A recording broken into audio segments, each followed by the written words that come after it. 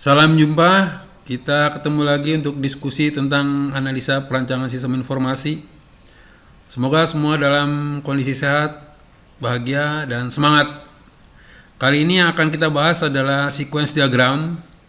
Namun untuk bisa memudahkan pemahaman, maka saya sarankan agar mengingat kembali tentang objek dan kelas diagram maupun use case diagram, sehingga pemahaman akan lebih mudah terhadap sequence diagram ini.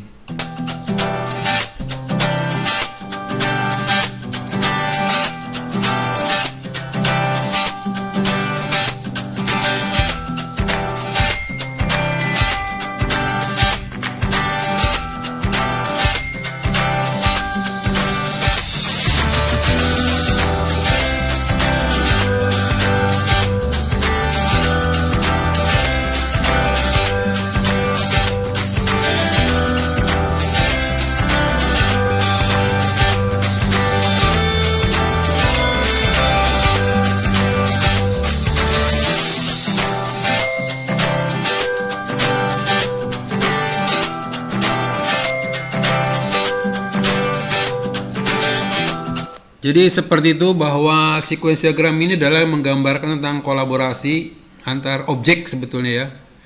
Kolaborasi antar objek. Nah, ingat kembali pada kelas diagram kita bicara objek sebelumnya. Objek-objek yang sudah ada di dalam sebuah kelas atau kita kenal juga istilah instance. Selain itu juga kita dalam sequence diagram ini juga digunakan untuk menggambarkan lebih detail, lebih terperinci dari sebuah use case pada use case diagram. Nah,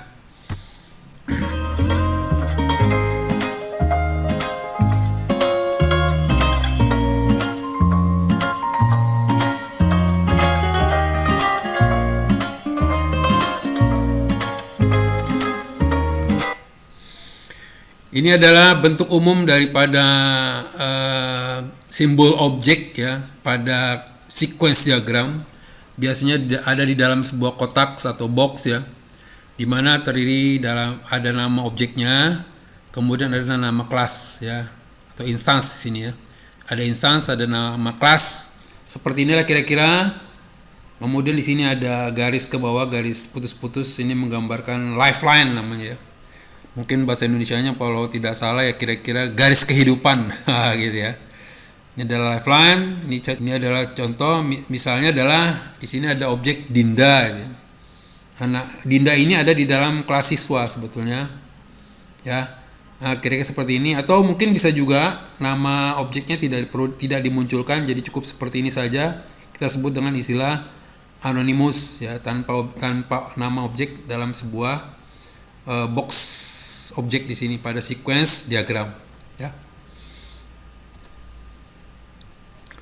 Dan ini ada beberapa yang perlu diingat-ingat ke depan, bahwa di sini ada dua tanda panah berbeda ya. Ada yang penuh dan ada juga yang terbuka ya. Untuk yang penuh ini konsepnya adalah bahwa kalau kita menggunakan garis penuh, berarti nanti harus ada garis balik menuju kembali ke pengirim message ya. Kalau dengan terbuka, si pengirim message tidak perlu mengharapkan hasil proses daripada objek yang dikirimi message. Seperti itu, atau kita kenal dengan sini, yang ini synchronous message, yang ini asynchronous message. Nah, ini contoh bahwa garis panah balik seperti ini biasa pakai garis putus-putus ya, dengan catatan tadi tanda panahnya seperti ini. Yang ini namanya yang sinkronus ya. Kalau yang sinkronus berarti bahwa akan ada garis balik. Walaupun ini optional, boleh digambarkan boleh tidak. Biasanya digambarkan jika harus ada keterangan di sini di atas. Itu perlu digambarkan. Tapi kalau tidak ada keterangan, dengan sendirinya punya pengertian bahwa implisit bahwa ini sudah ada garis panah balik ya.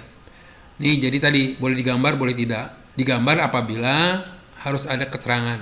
Apa sih yang kembali ke message caller nih kan gitu ya. Ini ada namanya return message ya.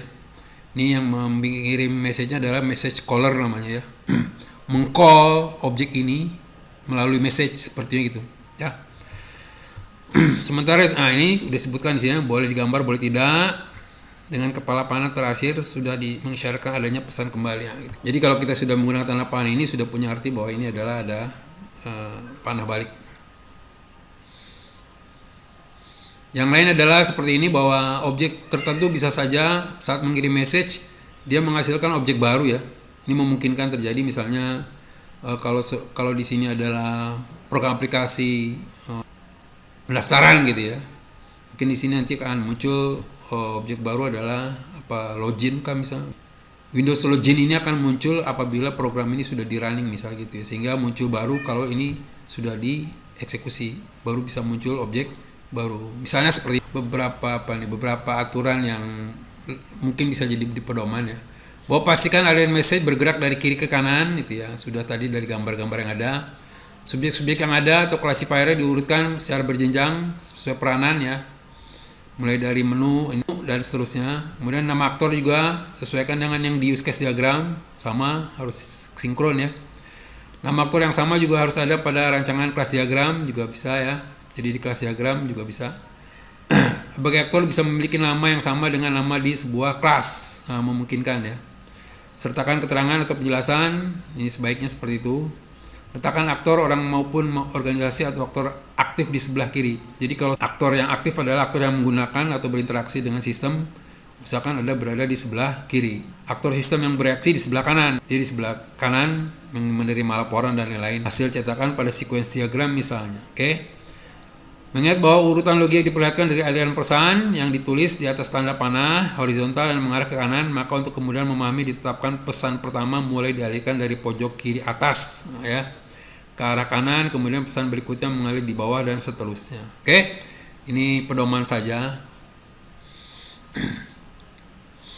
Ini saya kasih contoh, misalnya ada sebuah kelas diagram seperti ini, contoh ya, sebuah kelas diagram seperti ini. Ini ada kelas transaksi, ada kelas stok, ada kelas karyawan ya. Ini adalah aggregation namanya ya. Ini ada hubungan aggregation, kita belum bahas pada videonya.